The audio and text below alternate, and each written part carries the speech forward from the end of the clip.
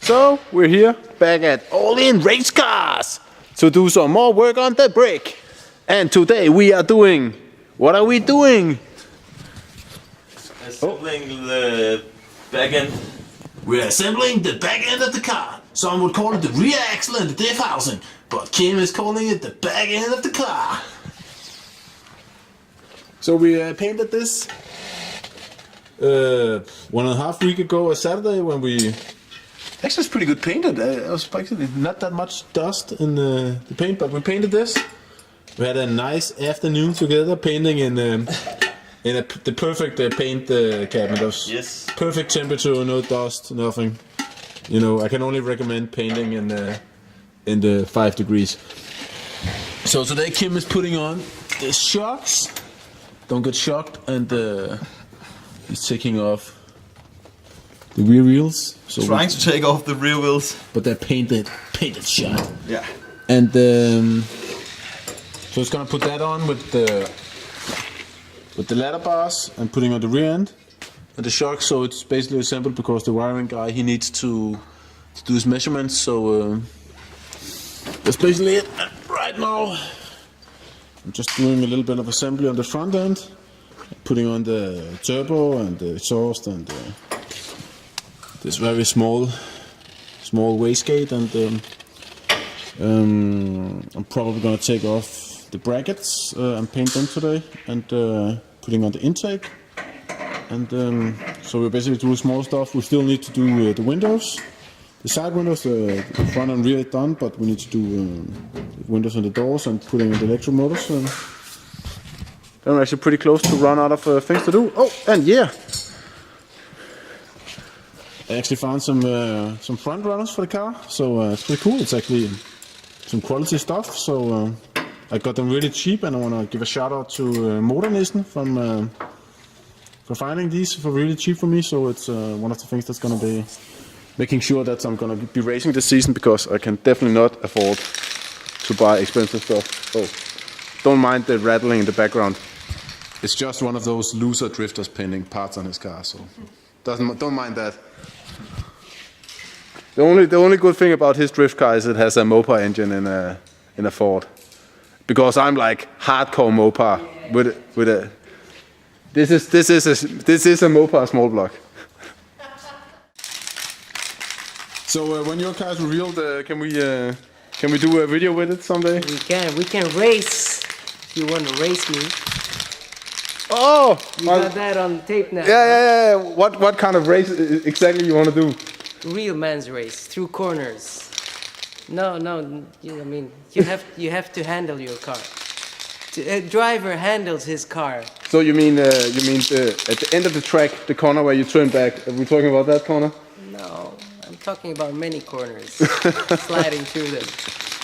Side by Yeah. Okay. side. I'll bring my car to Sturup, and we'll see what's going to go on. Remember, I only have 2 gears, so it's gonna be a little bit tricky. It's gonna be hard. It's first a second.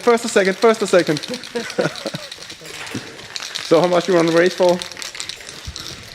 Let's go slow. Start with a 10K. The 10K. Yeah. But how do you decide who wins in drifting? Because It's all about how close you can come to your opponent. so you want to bring your 1 million kroner project against my 1 million kroner project in a drift Attractive. competition with a drag car. Yeah. This guy is definitely insane. We have But You have to play hard, you know.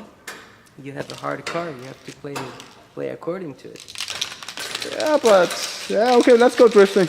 So this season, I'm not gonna do DHB. That's actually a drift event too. But I'm not gonna do any drag racing. It's gonna be pure drifting, and yeah, from now I'm gonna be hardcore drifting, and I'm gonna be one of the only guys in the world drifting in an old school A-body Mopar. That's gonna be nice. It's gonna be pretty cool. So, and I'm gonna do it with an automatic transmission and skinnies in the front, and it's gonna be completely. But actually, my car could most drift regulations. It could keep up with those, so it's not that cut up or anything. No. It still has frame rails and everything, and almost a stock firewall. And oh, it's a stock firewall, by the way. But stock firewall, and so it's a street car. So Kim is finishing up the door. putting in the last screw. So we put in the front quarter windows. I have no idea what they're called, but we finished the windows, and we even put this window in. And why do you think? Why is the window so low? It's because it's electrical, so it can go up and down. We put on the rear housing and all that shit, and it's on.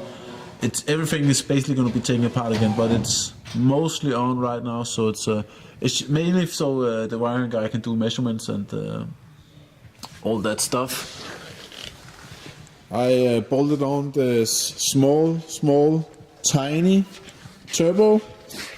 So that's on, and did a preliminary just to test the pressure pipe.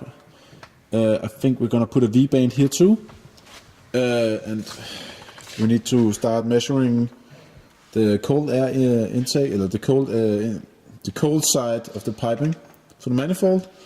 We still need to paint. These need to be black.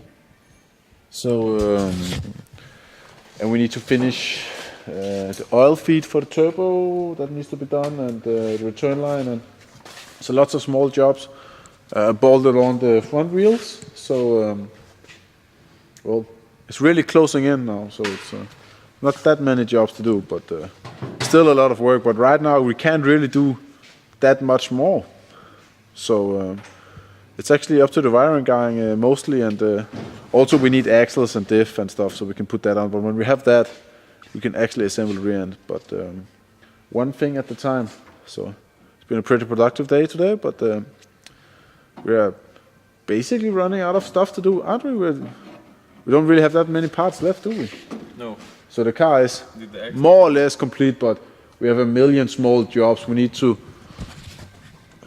All of these screws, we need to put a bolt and a shim on the other side, and we need to adjust all the deuces, and there's lots of small things we can do here and there, and we need to paint some parts, but it's all manageable. But thanks for tuning in for this part, I don't know, part 1 million, and as always, sharing is caring, and high five, and always turn off the boost. No final words.